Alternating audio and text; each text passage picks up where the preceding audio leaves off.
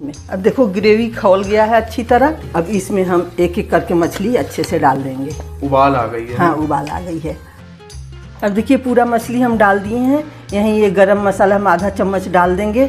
अब बस इसको 4-5 मिनट तक मीडियम आंच पर होने के बाद हम बंद कर देंगे इसको। बस? हाँ। तो मम्मी ढक दो फिर। नहीं, मछली ढक कर नहीं बनता। मेरे यहाँ तो मछली ढक के नहीं बनता। बिल्कुल 5 ही मिनट हुआ था मम्मी। हाँ। और ये बन के हो गई है। हाँ, मछली अपनी लजीज एकदम दिख रही है, जो कि बहुत बढ़िया दिख रही है मम्मी। ये पीस आया है। हाँ, ये पीस आया है। देखो करूँ टेस्टिंग मम्मी? हाँ, करो।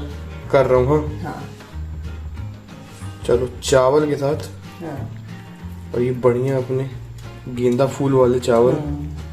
खा के थोड़ा ये बताओ, ये सरसों का मसाला और गरम